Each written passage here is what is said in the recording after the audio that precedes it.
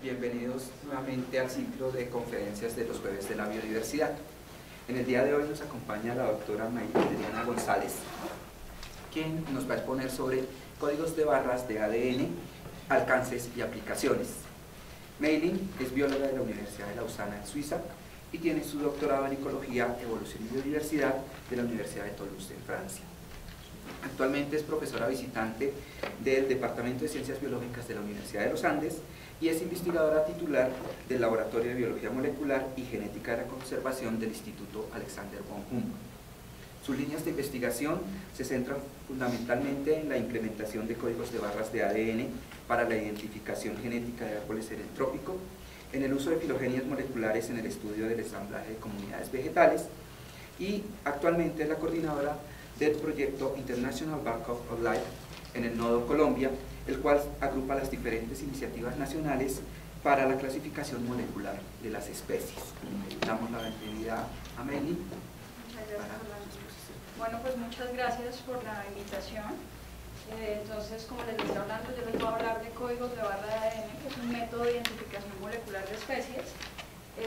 Quisiera explicarles en un primer lugar, como darles una revisión del tema, principalmente lo que se ha venido desarrollando en animales. Entonces esta primera parte va a ser un poco amplia.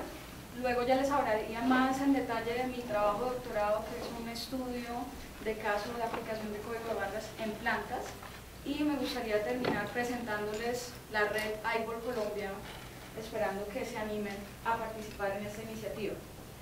Entonces, esta publicación sale en el 2004 y es una de las tantas muestras que hay de la brecha existente aún entre las especies que están descritas, aquí según el grupo de organismos, la cifra acá arriba es las especies más o menos descritas en esos grupos, y aquí el número de especies, digamos, esperadas, ¿no? Entonces, sabemos que según el grupo de organismos hay una brecha en la descripción y en la identificación más o menos importante. Esto es aún más cierto cuando vivimos en países como el nuestro.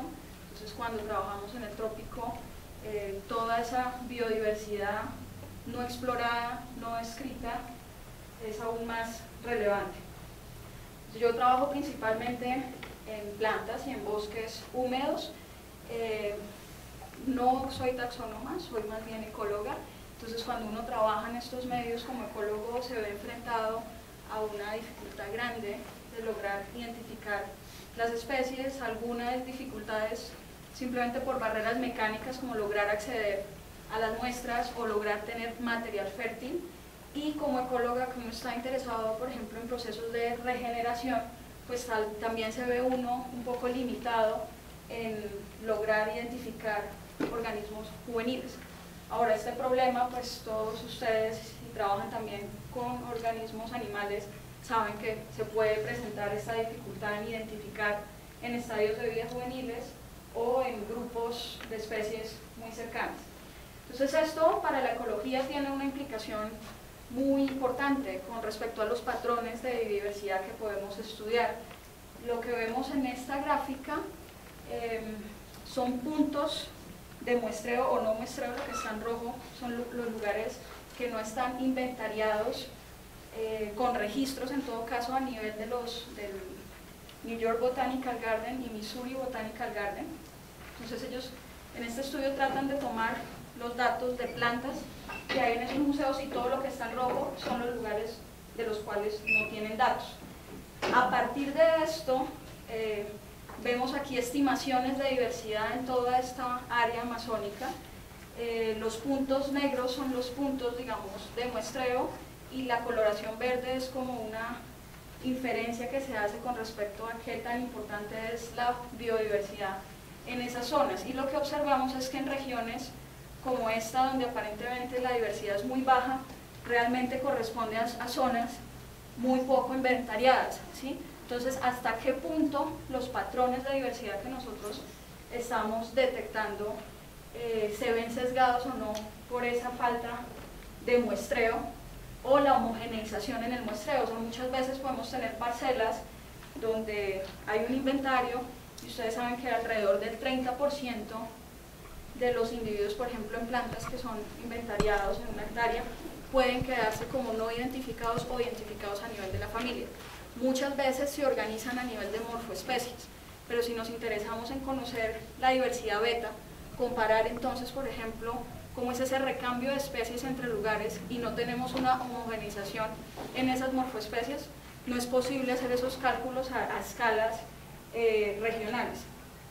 Entonces, hay implicaciones con respecto a la dificultad de identificar los organismos para los estudios de ecología, pero también hay implicaciones importantes en lo que respecta al manejo de la biodiversidad. Entonces, en los listados rojos de especies, aquí Pitman y Jorgensen estimaban que hasta casi un 50% de las angiospermas deberían hacer parte de las listas rojas, pero para que una especie esté categorizada en estos listados se debe conocer su área de distribución y cómo esa área de distribución ha cambiado en el tiempo, y para la mayoría de las especies esa información espacial pues no la tenemos, justamente porque hacer esos análisis a escala global es bastante complejo.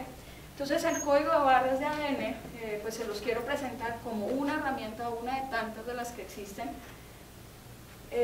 para lograr la identificación de las especies, y digamos que su aporte principal es lograr la identificación a partir de fragmentos de organismos, a partir de pequeños pedazos de tejido. Entonces se define como un identificador universal.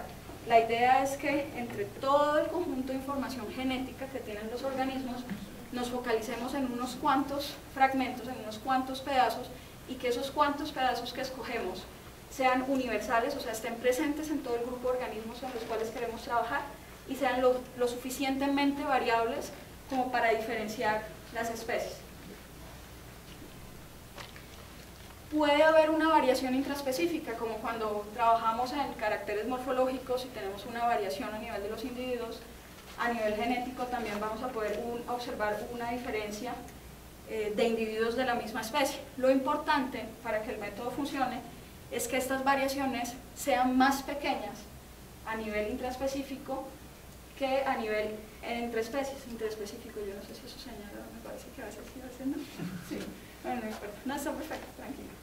Entonces vamos a hablar muchas veces, digamos, de, estamos esperando para que esto funcione, que haya este barcoding gap, que haya este espacio, digamos, de diferencias entre las especies. No siempre se cumple, entonces en los casos en los que no se cumple, es interesante conocer como este porcentaje de error para saber también cuál es el alcance de la herramienta, ¿sí? En qué medida lo que diríamos a nivel morfológico no corresponde o sí corresponde a nivel genético, y eso es bastante dependiente del grupo de organismos. Entonces este código de barras de ADN se lanza como una iniciativa, digamos, internacional en el 2003 con unas publicaciones que realizó el doctor Paul Eber, que es profesor de la Universidad de Guelph en Canadá, y él realmente lo que hace inicialmente es que va a GenBank, que es esta base de datos pública, donde tenemos este repositorio de secuencias genéticas de todo tipo de organismos, y él empieza a mirar, empieza a bajarse las secuencias que estaban ahí para animales, y se da cuenta que este fragmento, el COX-1, que hace parte de la mitocondria, aparece ser bastante variable en varios grupos de animales, como para permitir la identificación de las especies animales. Entonces, de ahí en adelante se lanza una polémica bastante grande con respecto al interés, la necesidad, la posibilidad que abriría el que muchos investigadores del mundo entero, al trabajar en genética en sus organismos, trataran de focalizarse en unos pedazos, digamos, estándares del genoma. Entonces, ¿cuál es la idea? El ADN se ha venido utilizando como una herramienta taxonómica y sistemática desde hace muchos años. Los microbiólogos principalmente han venido trabajando con una especie, digamos, de taxonomía genética, porque pues, no tienen muchas alternativas con respecto a los caracteres diagnósticos que puedan observar. Pero digamos que en los eucariotas ha sido algo pues, más lento, y que en un comienzo pronto no tenía tanto sentido, ¿no? Sin embargo, muchos ecólogos principalmente han venido trabajando con ADN para resolver sus inquietudes, por ejemplo, en ecología. En este caso, en este estudio se trabajó con un fragmento nuclear para conocer la diversidad que existía a nivel debajo, digamos, en el suelo. debajo entonces de la capa vegetal, coger todas esas raíces que se entrecruzan y saber en un metro cuadrado cuántas especies están coexistiendo a nivel de sus raíces. Entonces realmente la novedad que tiene el código de barras no es decir, hey, usemos el ADN como una herramienta genética, sino, hey, unamos esfuerzos para crear una base de datos importantes basada en unas ciertas regiones que parecen ser interesantes. Todo esto inscrito no solamente en proyectos de pronto para identificar especies, sino proyectos de evolución, de ecología, etcétera, que estén usando información molecular.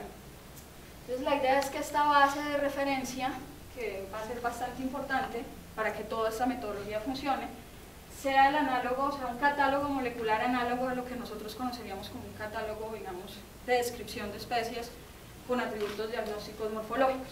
Entonces, esto permitiría identificar especies previamente descritas. Entonces, todo lo que esté aquí en esta base de referencia, si ustedes tienen una gota de sangre, un pedacito de pluma, un pedazo de semilla, puedan comparar lo que encuentran ahí, esa información genética, con lo que está en esta base e identificar especies que se encuentran ahí presentes. O descubrir nuevas especies, entre comillas, que es simplemente cuando ustedes no tienen una correspondencia puedan decir, hey, acá hay algo interesante, hay algo nuevo. No quiere decir que el código de barras sea el descriptor de una nueva especie, solo que es el indicador de que hay algo interesante sucediendo. Entonces, ¿cómo funciona, digamos, la creación de este catálogo? Lo que se viene haciendo es trabajando principalmente a partir de la información que ya se encuentra colectada. O sea, los museos son supremamente importantes para alimentar esta iniciativa. La idea es que a partir de un espécimen se retira un pedacito de tejido. Por lo general lo que se va a hacer es que son técnicas no destructivas, o sea, del espécimen en su totalidad. Entonces se va a retirar un pequeño fragmento, se extrae el ADN, se amplifican las regiones código de barras y se envía a secuenciar.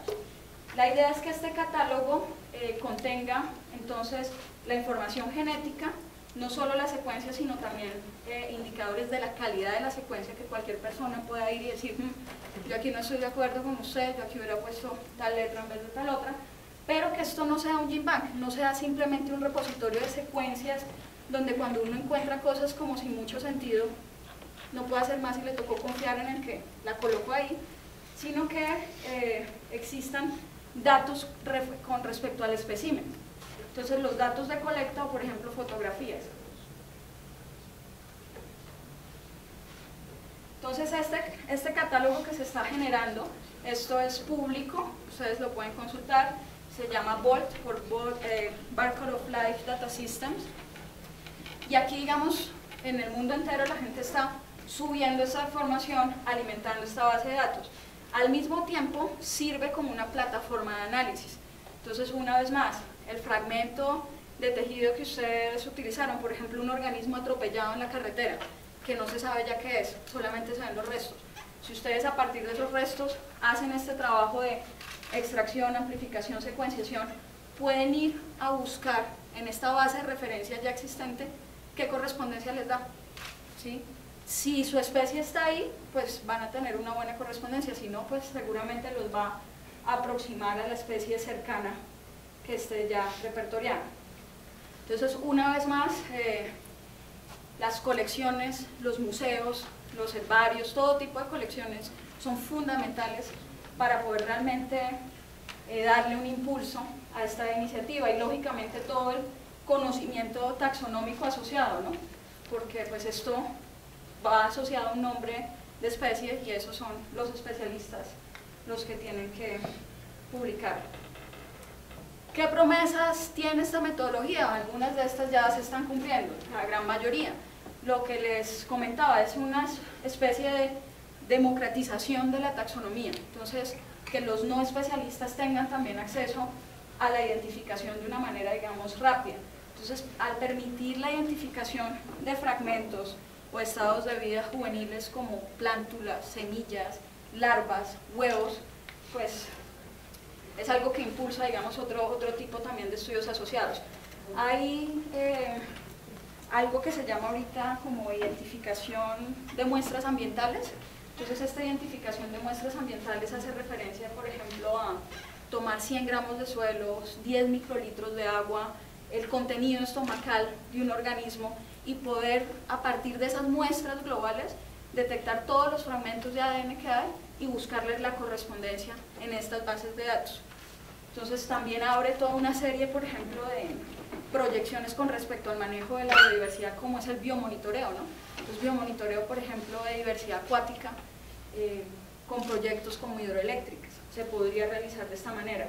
Aquí este aparatico se los puse porque cuando esto salió y fue como el boom del interés de la herramienta, lo que se pensó o se propuso o como se vendió inicialmente era que al estar miniaturizando todos estos procesos de laboratorio, de extracción, amplificación, etc., íbamos a contar en un futuro con una maquinita que hiciera todo ese procesamiento de laboratorio ahí in situ y que por señal satelital buscara la correspondencia en esta base de referencia.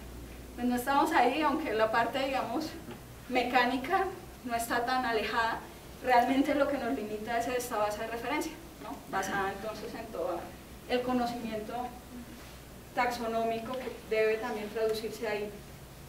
Limitaciones, entonces, como cualquier herramienta diagnóstica, en el caso ideal hay una secuencia barcode para una especie, pero son múltiples los casos donde el mismo código de barras es compartido por especies muy cercanas, ¿no? Entonces en esos casos hay que buscar otras secuencias que permitan separarlas.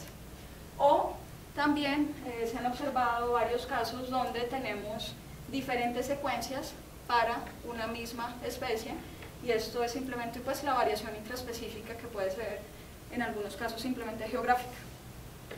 Entonces hay que describir estos casos, conocerlos y saber cuáles son los límites de la herramienta para saber realmente cómo la estamos aplicando. Entonces, digamos, en el desarrollo histórico de esta iniciativa se empezó trabajando con aves y mariposas. Este grupo, todos los trabajos que se han hecho en aves han demostrado en general que se pueden distinguir hasta un 95% de las especies con las que se han trabajado. Ahora, las aves es un grupo que es taxonómicamente muy bien estudiado, muy robusto. No se ha visto un mismo éxito en grupos que son un poco más complejos como las plantas, de eso les hablo ahorita. Dentro de los estudios emblemáticos del código de barras está este, que no recuerdo el año, pero debió haber sido como 2005. Este es un estudio realizado en Guanacaste, en Costa Rica, por el profesor Daniel Jansen. Entonces aquí lo que describen es que ellos observaban un morfo de esta polillita adulta y pensaban que era una sola especie. Cuando empezaron a hacerle el código de barras fueron capaces de ligar diferentes secuencias a lo que se dieron cuenta después eran realmente diferentes larvas, diferentes hospederos sobre los cuales ellas se alimentaban. O sea, ellos tenían una información ecológica de base sobre los lugares de alimentación de estas orugas. Sabían que habían orugas diferentes, pero nunca habían logrado asociar las orugas a este adulto. Entonces con este método pudieron integrar toda la información y pues lograr la descripción de 10 especies en los que antes se consideraban como una sola.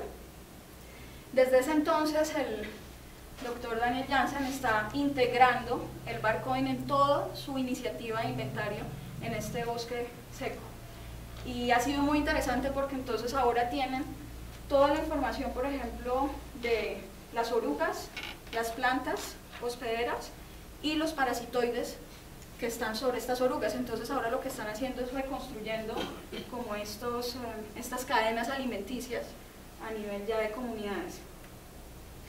Una de las limitaciones que se pensó podía haber con esta metodología era que al ampliar el rango, digamos, de muestreo, las variaciones a nivel intraespecífico no permitieran que la herramienta fuera útil. Nuevamente depende del grupo de organismos. En mariposas, en aves, se ha demostrado que aunque el muestreo sea amplio geográficamente, esto no está afectando realmente el éxito del barcoding como tal. Iniciativas donde se ha aplicado que ha sido interesante, entonces inventarios de biodiversidad a gran escala.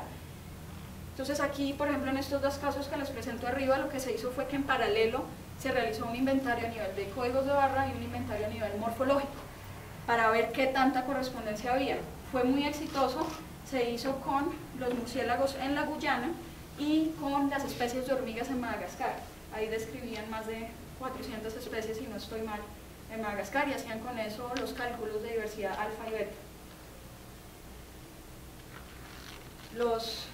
Hay este otro estudio que es bastante interesante, se llama Morea Biocode, y aquí lo que hicieron fue reunir a un grupo de expertos de todos los grupos de organismos que se puedan imaginar y se los llevaron a esta pequeña isla, una isla Morea, y allá lo que hicieron fue un inventario a nivel terrestre y a nivel marino. Entonces están alimentando las colecciones, están fomentando también el trabajo, digamos, de los taxónomos en estos lugares y al mismo tiempo implementando todas estas herramientas para ver cómo se complementan. Algunos casos de aplicación de interés de esta herramienta en el manejo de la biodiversidad. Entonces, este paper mostraba cómo a partir de material manufacturado como carteras, correas, bolsos, etcétera, se podía identificar las especies de las cuales estaban hechos. Y en esta imagen, que esto viene de una profesora del Brasil, se paró a este señor en un aeropuerto que tenía unos huevos amarrados en su cuerpo y esos huevos correspondían a 5 especies diferentes de loro, todas estas especies CITES. Entonces se puede judicializar, digamos, de una manera particular. Rápidamente, es una metodología que ha tenido mucho éxito en el manejo de la biodiversidad también a nivel acuático. Entonces se ha utilizado para identificar especies, por ejemplo, de tiburones. Acá en Colombia hay una profesora de la Universidad de los Andes trabajando en identificación de especies de tiburones que son objeto de aleteo.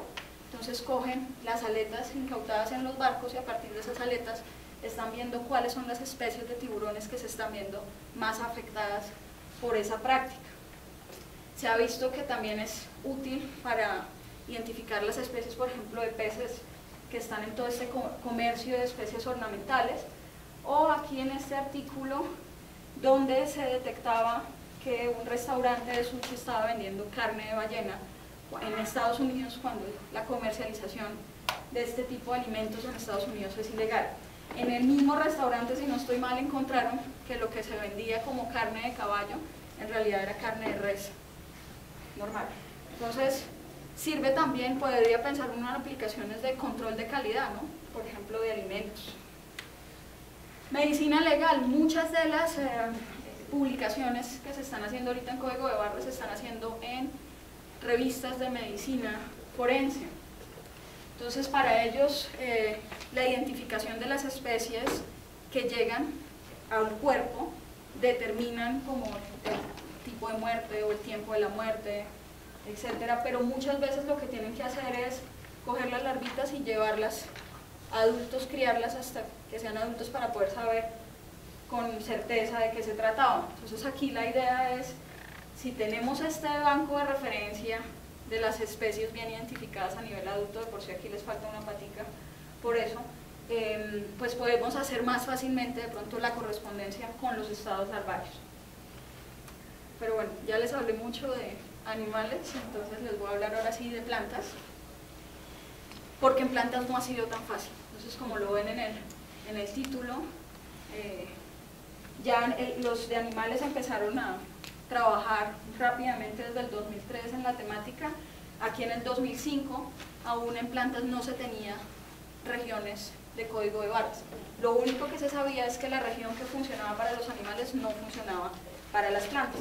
Y en el 2005 estas eran las propuestas que habían en la literatura, la mayoría de las secuencias provenientes del cloroplasto y pues una secuencia nuclear, que es lo que se ha venido usando tradicionalmente como en filogenias moleculares. Entonces, cuando yo inicié mi tesis doctoral, esta era la información que había a disposición. Yo quería trabajar en el bosque húmedo tropical, pensando en algún día volver a Colombia y saber algo al menos de un ecosistema aquí, y pues dije, bueno, intentemos ver si esa herramienta funciona en este tipo de ecosistemas donde realmente sería muy útil para poder escalar, digamos, los muestreos, ¿no? Llegar y hacer un muestreo de 1 hectárea, sino llegar y muestrear 100 hectáreas y ver qué patrones de diversidad observamos de esa manera. Entonces,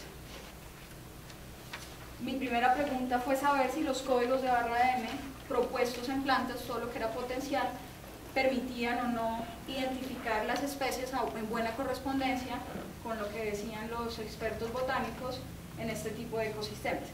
Entonces fuimos un grupo grande de botánicos, ecólogos, genetistas puros, trabajando en esta iniciativa. Entonces aquí lo que les voy a mostrar en esta parte proviene principalmente de la estación de los Nurak, una estación pues, que queda en la Guyana francesa. De por sí hago una mini pausa y les hago una publicidad. Todos los años ellos abren becas para los estudiantes o para los investigadores que quieran ir a trabajar al lugar. Está rodeado de un bosque prístino y aquí tienen la estación. Entonces teníamos una parcela por este lado, una parcela por acá, y lo que hicimos fue colectar todos los árboles con un diámetro superior a 10 centímetros, los cuales nos dio aproximadamente 1000 individuos.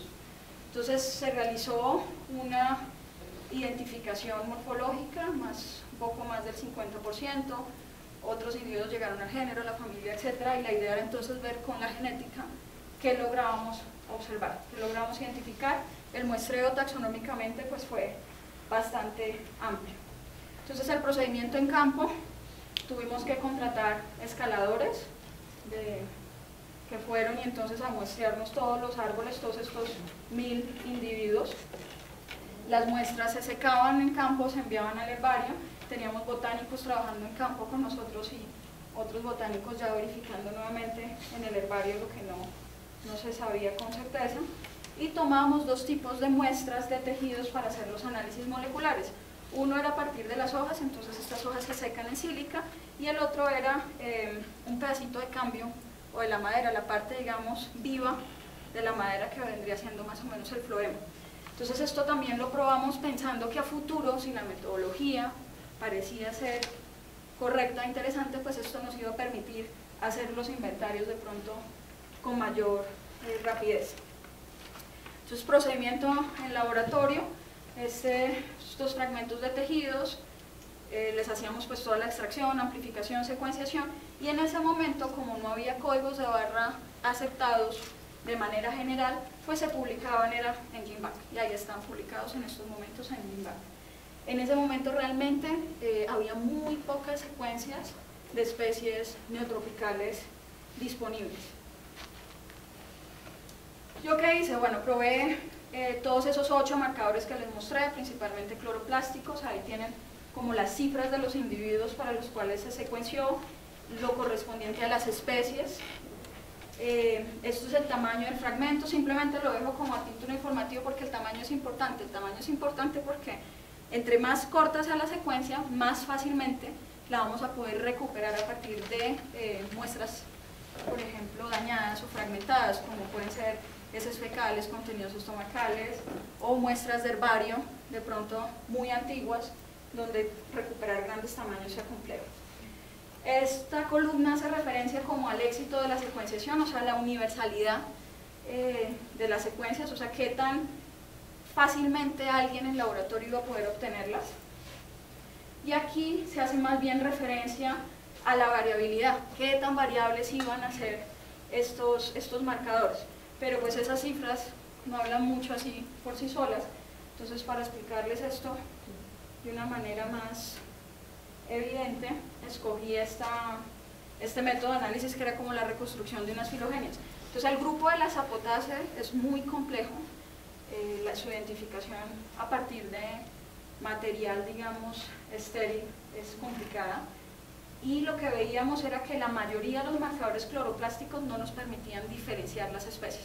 Entonces ven ustedes ahí como esa politomía no diferencia nada de lo que a nivel morfológico lográbamos detectar. Y en cambio marcadores nucleares, que son un poco más variables, sí permitían como volver a tener esos grupos, a tener una buena correspondencia entre la información botánica y la información molecular. Entonces, ¿cómo trabaja uno cuando tiene esas secuencias? Realmente lo que uno empieza a hacer es grupos de similitud. y uno hace diferentes cortes, ¿sí?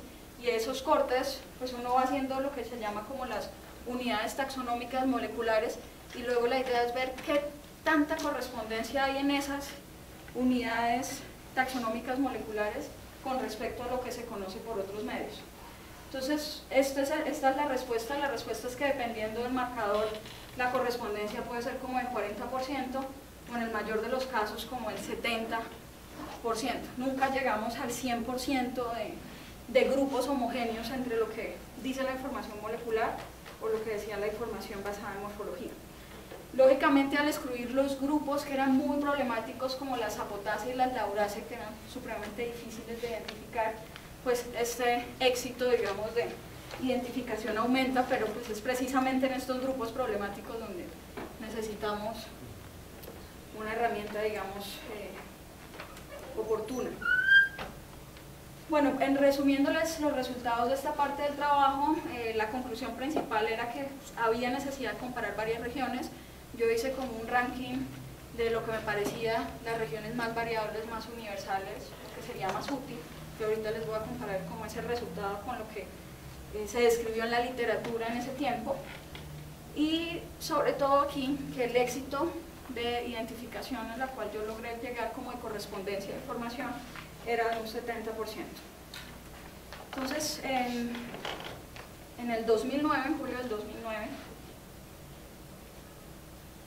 salió una publicación del consorcio del Barcode of Life, que reunía, digamos, a un grupo de científicos en todo el mundo trabajando en la misma temática. Mis datos no hacían parte de este consorcio, entonces yo publiqué por aparte, y ellos, reuniendo todos los datos que tenían de los diferentes grupos, propusieron la utilización de estos dos marcadores. Son dos regiones cloroplásticas, y encontraban también que más o menos se lograba identificar a un 70% de las especies con esta herramienta. Sin embargo, algo que fue un poco evidente desde el comienzo es que hay una diferencia tal vez en la delimitación de las especies cuando hablamos de plantas o animales. En las plantas como que ese límite no es tan obvio, ¿no? Hay procesos evolutivos propios tal vez a estos grupos que hacen que estas delimitaciones no son tan evidentes. Pero bueno, independientemente de cuál es el mejor marcador, etcétera, yo quisiera ahorita mostrarles aplicaciones de esta herramienta. Entonces, lo primero que yo hice, teniendo ya la identificación de los adultos, o la identificación molecular y morfológica de los adultos, fue, bueno, ¿me sirve para identificar los juveniles? ¿Y qué puedo hacer yo con estos juveniles? Porque muchos trabajos de ecología, y lo que les decía ahorita, por ejemplo, regeneración de los bosques, requieren tener la identificación de las plántulas, y realmente guías de identificación de plántulas son escasas. Entonces lo que hice fue que en 2 hectáreas puse unos cuadrantes, y en esos cuadrantes colecté todas las especies que medían más de 30 centímetros, pero que tenían menos de 1 metro, y tenían un diámetro máximo de 1 metro. Entonces era como lo que podemos llamar unas plántulas establecidas. No son las primeras plántulas que de un año a otro mueren, sino las que ya llevan un cierto tiempo en la comunidad. Entonces fueron 943 individuos, realizamos una identificación morfológica, tenía una compañera de tesis trabajando en el tema en el lugar, ella me ayudó con esa identificación, y hicimos una identificación puramente molecular. Realmente los resultados son bastante similares, pero lo que fue interesante fue mezclar estas dos informaciones, y al mezclar estas dos informaciones ya llegábamos a prácticamente atribuirle un rango taxonómico a la mayoría a todos los individuos, aunque ese rango no fuese en todos los casos la especie. Entonces, bueno, nuevamente, ¿qué hacemos con esa información? ¿Qué otras perspectivas nos habrían? Ya tenía yo la identificación o la correspondencia de estos juveniles acá y de los adultos. Entonces aquí la pregunta fue más ecológica. Yo realmente estoy interesada como en entender cómo logran coexistir todas estas especies si a uno le enseñan desde que están pregrado que hay exclusión competitiva. ¿Sí? Entonces, si hay exclusión competitiva, ¿cómo llegamos a que todas estas especies estén juntas sabiendo que todas viven más o menos de las mismas variables, y qué tanto es el recambio a nivel de los patrones de diversidad entre los cohortes que nosotros vemos a nivel juvenil y los cohortes adultos. ¿Cómo se llevan a cabo esos procesos? ¿Hay realmente algún proceso ecológico ahí o es simplemente neutralidad? Entonces aquí estará la pregunta: ¿cómo se estructuran las comunidades vegetales en el transcurso de la ontogenia? Muchas veces al trabajar una escala, digamos, de parcela, y en este tipo de preguntas las personas se han focalizado en el paso que hay entre el estado de semillas al estado de plántulas, porque pues es algo que también se puede seguir más fácilmente en el tiempo. Yo quería saber si había procesos como filtro ambiental o competencia, densidad, dependencia, o si eran procesos aleatorios los que estaban tomando lugar en esta parte del circuito. O sea, ya hubo este filtro, que es un filtro bastante importante, cuando llegamos a unas plántulas que están ya más establecidas, que lograron sobrevivir en el lugar, logran sobrevivir hasta llegar a los cohortes superiores. Entonces, pues como no le podemos hacer un monitoreo realmente en el tiempo, en todo caso no en el espacio, en el lapso de vida humano, la idea era como idearse una manera de inferir estos procesos. Entonces lo que yo opté por hacer, como ya tenía mis parcelas de plántulas, mis parcelas adultas, las de plántulas justo debajo de las adultas, fue medir patrones de diversidad. Entonces, patrones de diversidad específica, como riqueza y equitabilidad, entonces las abundancias, y sumado a esto medir la diversidad filogenética. Entonces la diversidad filogenética la pude calcular porque con mis secuencias de códigos de barra pude reconstruir una filogenia a la escala local, ¿sí?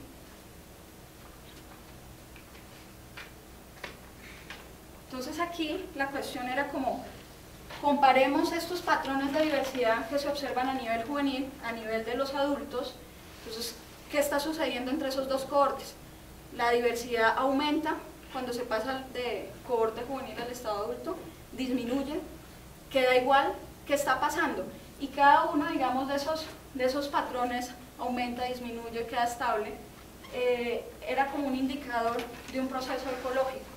Entonces, solo para darles un ejemplo, si yo comparaba mis plántulas con los adultos y veía que a nivel de especies, acá había 3 especies, acá también la riqueza quedaba constante, pero a nivel de abundancia sí se cambiaba, o sea, había un equilibrio más importante a nivel de los adultos, y que a pesar de eso, a nivel filogenético, no había ningún cambio porque teníamos más o menos las mismas especies.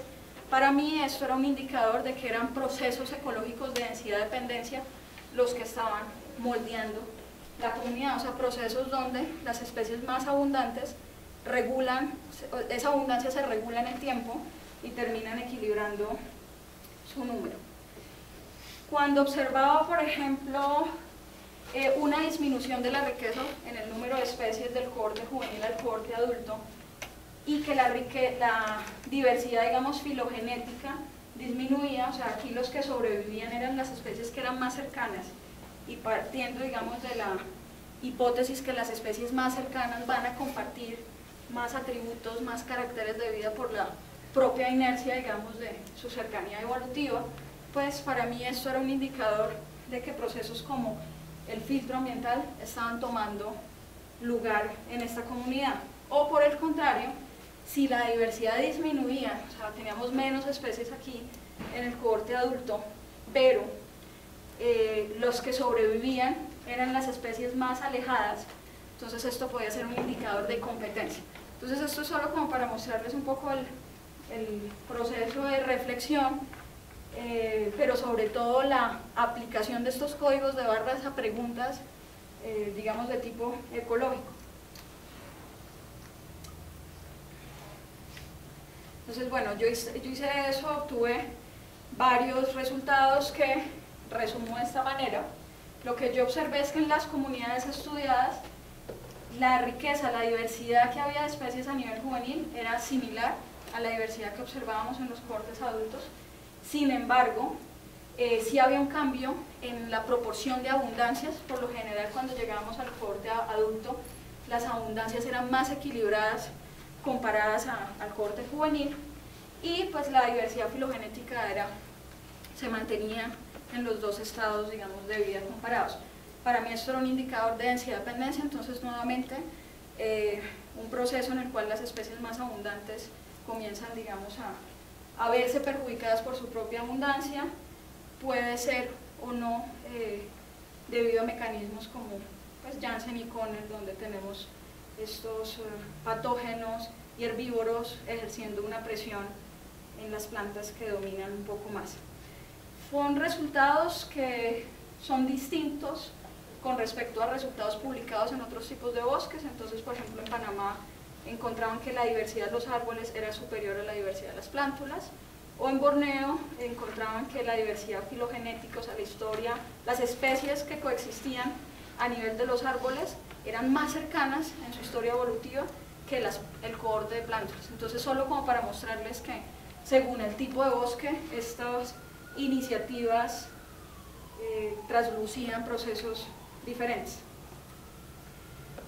Listo, eso fue, digamos, la parte realizada realmente durante el doctorado, y las preguntas que me quedaron pendientes y que aún son de actualidad en plantas sobre todo es saber si el éxito de identificación molecular se va a ver o no afectado cuando aumentamos esa escala de muestreo. Entonces, como lo que les mostré ahorita con las mariposas, en plantas eso realmente no se ha estudiado, y para nosotros en el trópico es algo muy importante.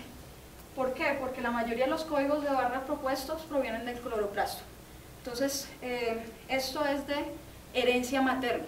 Como es de herencia materna, la estructuración se hace con respecto a la dispersión de las semillas. Y si la dispersión limitada, que está a la base de la teoría neutra de la biodiversidad, es una, digamos, de las que explica la diversidad en el trópico, es muy posible que estos marcadores tengan una estructura geográfica que haga que de pronto el éxito del código de barra en plantas pueda verse replanteado. Entonces, ¿cuál es la idea? La idea es que yo medí el éxito del código de barras en una escala local, y aquí quería ver, o quiero ver más bien, qué sucede cuando aumentamos ese muestreo a escala regional. Entonces, para eso tengo muestras provenientes pues, de todo este eje de la Guyana, son más o menos 9 hectáreas, 49 especies, etc.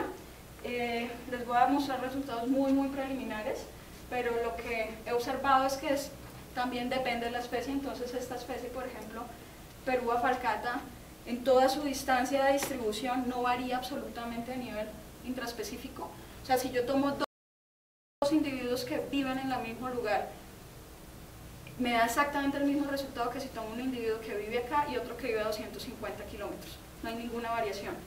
Si veo una especie congénera, veo que hay un aumento de la variación intraespecífica con la distancia. Entre más lejanos son los individuos que comparo, más diferencias voy a encontrar.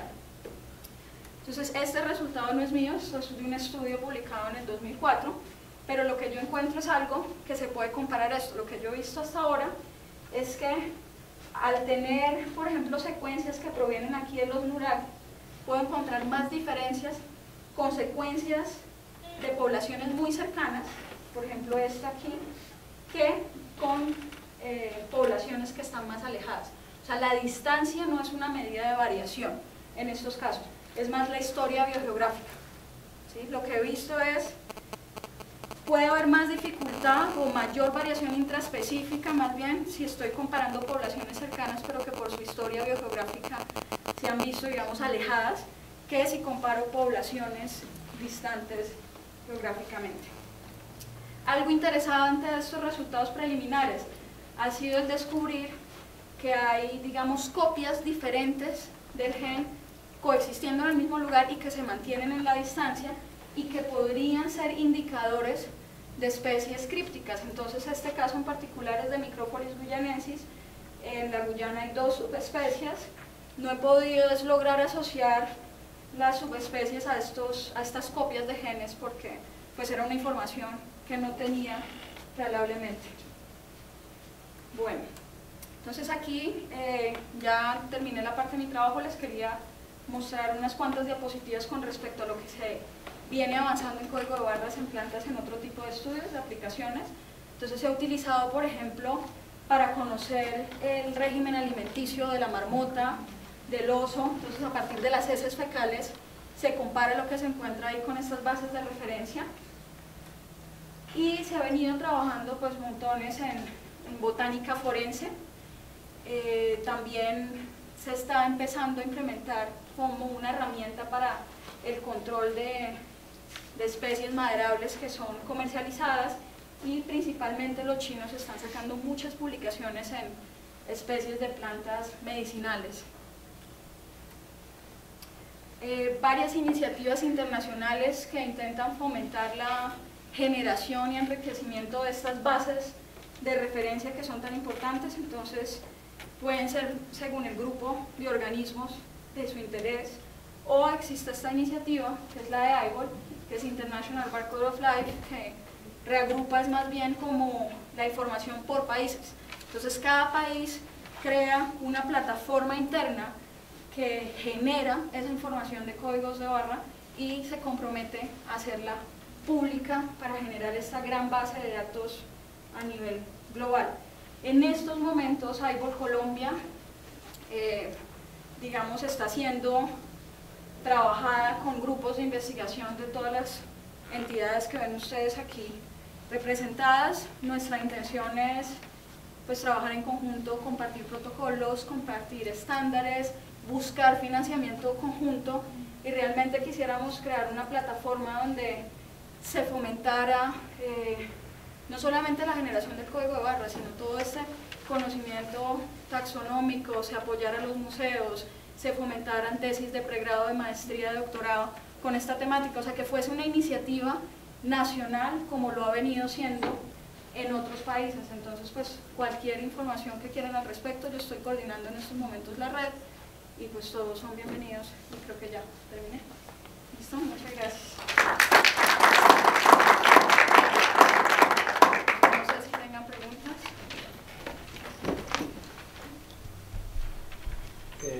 Sí, tengo una pregunta. Dentro de tu tesis, de pronto evaluaste la presencia de parámetros de los marcadores que tú usaste. No, realmente no. Pues no creo. O sea, ¿No es posible? pues sería posible, sí, pero a ver, de pronto con copias del ITS. Realmente el ITS, en mi caso muy particular, yo no avancé mucho en el tema porque tuvo un éxito de secuenciación muy bajito. Creo que eran por los primers que tenía en ese momento.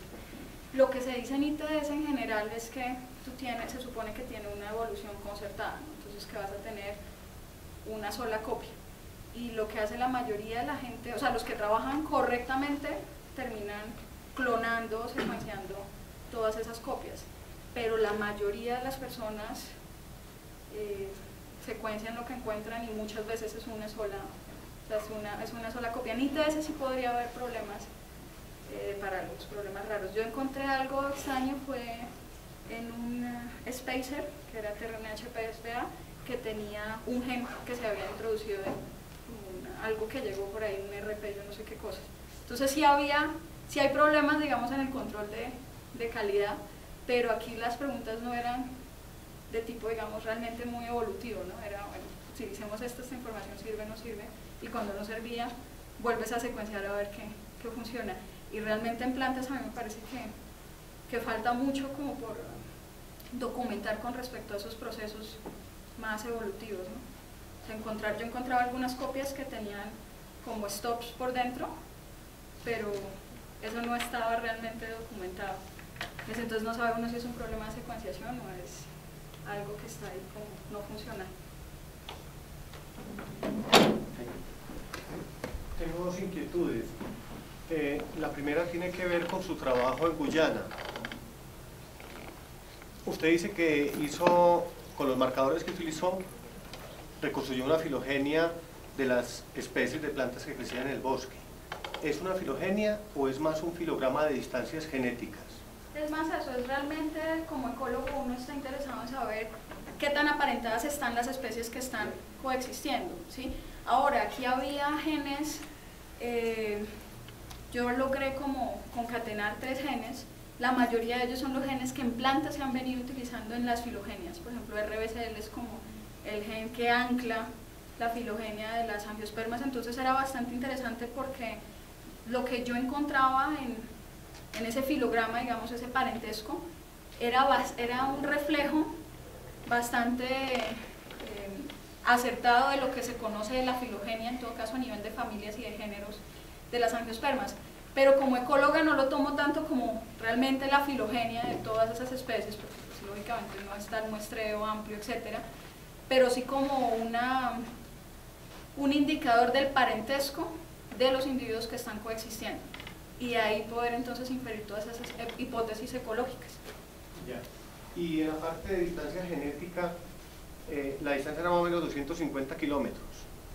Ah, de la entre un muestreo y el otro. Las... Sí, de los dos muestreos que se hicieron. No. Pues ahí.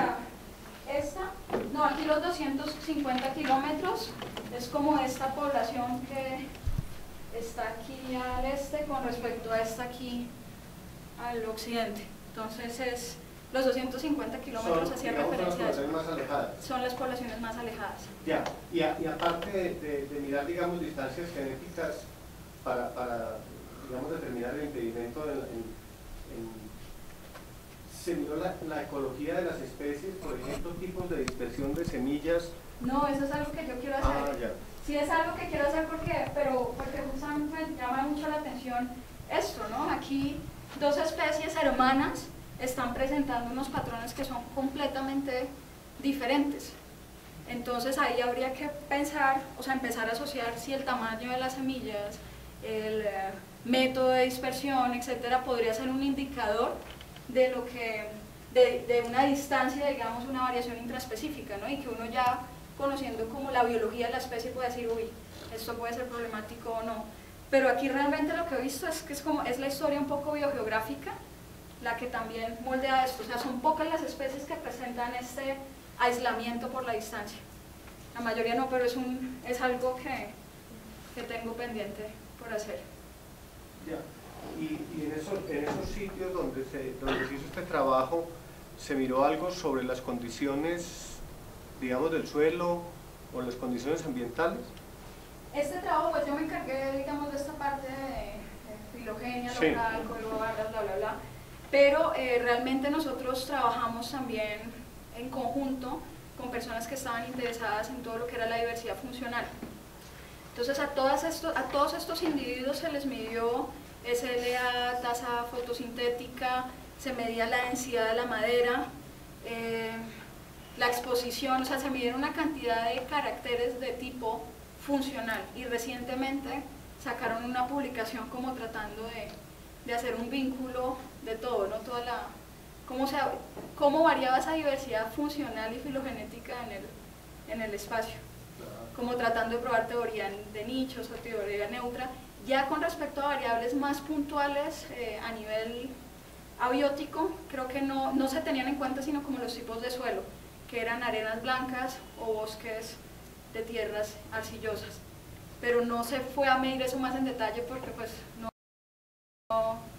no se podía abarcar todo en ese momento. No sé si ahora lo estén tal vez realizando, pero era un proyecto mucho más amplio, ¿no? El nombre de ese proyecto, por si lo escribí acá, es el proyecto Bridge. Si están interesados pueden entrar a buscar, porque sí realmente se intentó ver ampliamente cómo variaba la diversidad en todos sus aspectos.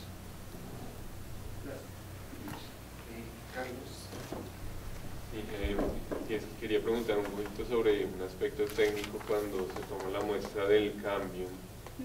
¿Eso se necesita preservar en algún reactivo o cuánto dura así? No, pues yo lo metía inmediatamente en sílica, déjame me acuerdo. ¿Dónde está? Yo lo pasé.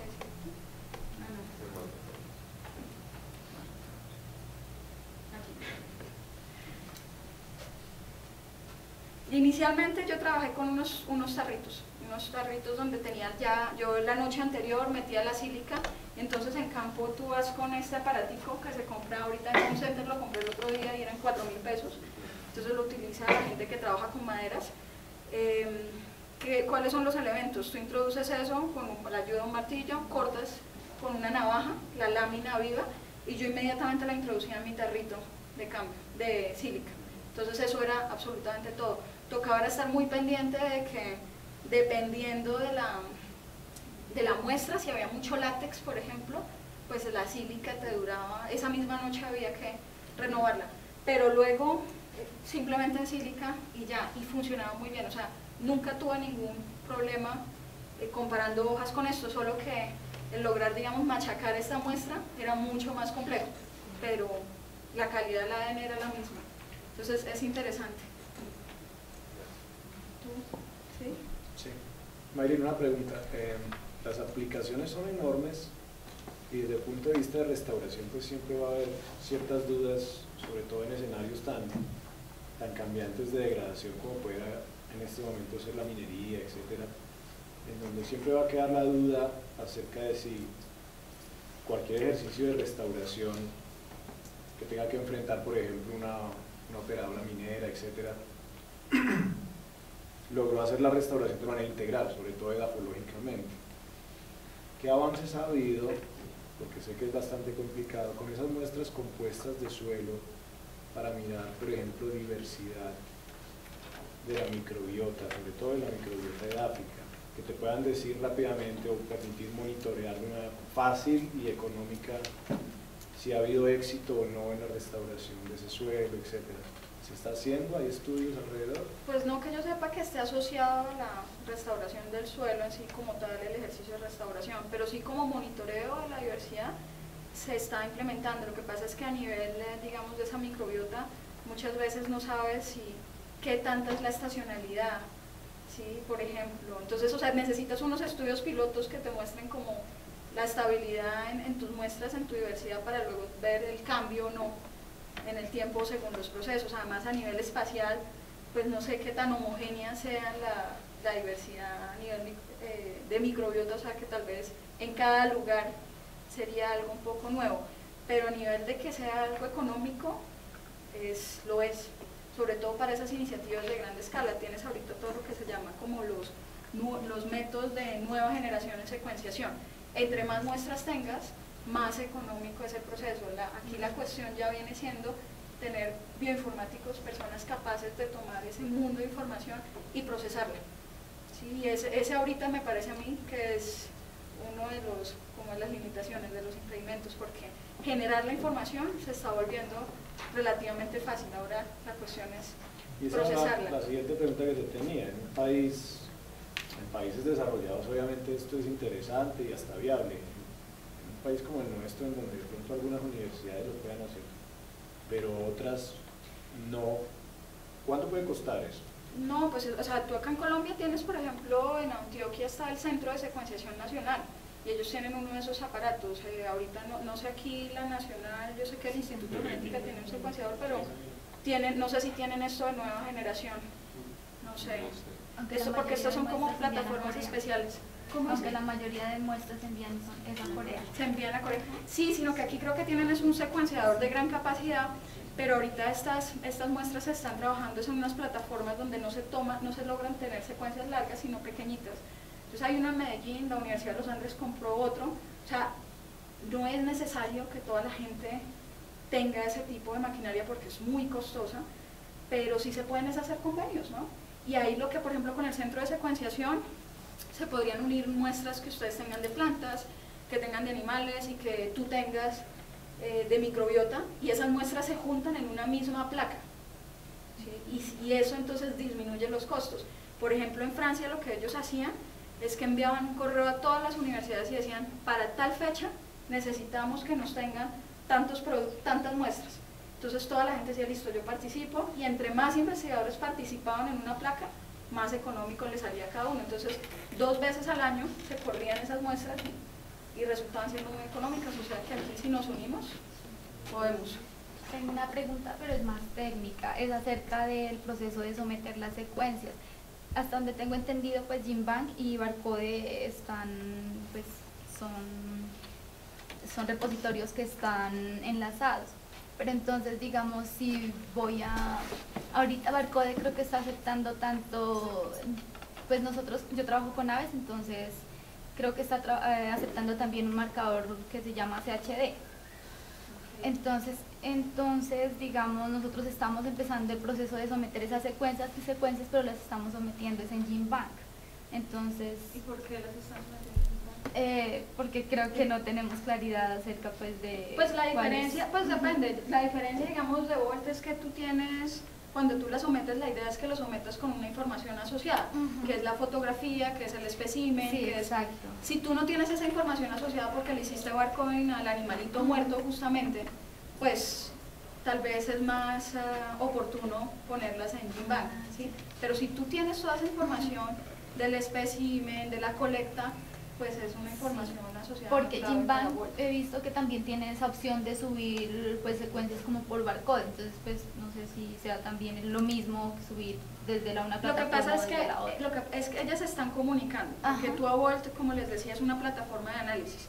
Entonces, si tú vas a buscar una identificación, la idea es que no tengas que ir a buscar tu identificación en GenBank y luego tu identificación en Volt. Entonces, por eso se está alimentando, pero tal vez en Volt lo que uno realmente publica ahí es cuando quieres que eso haga parte de la librería visual pública, ¿sí? Donde que yo pueda decir, esto está mal, este color no me gusta, como especialista puedas dar tu punto de vista sobre lo que otra persona publicó. En GenBank el problema es que uno dice, Sí.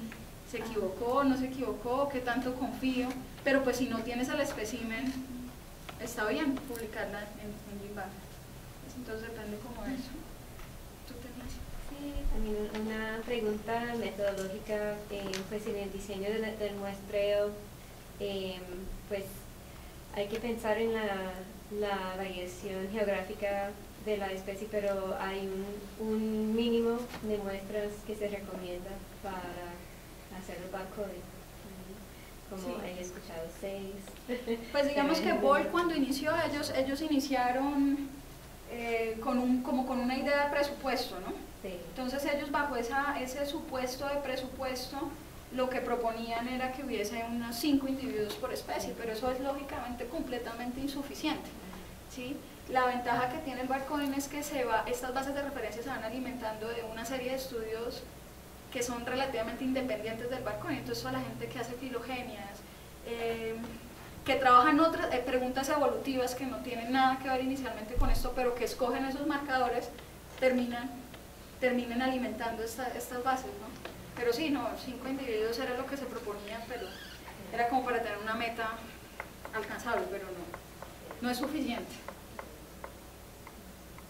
Y otra práctica también metodológica es si has trabajado con material de herbario. Sí, no.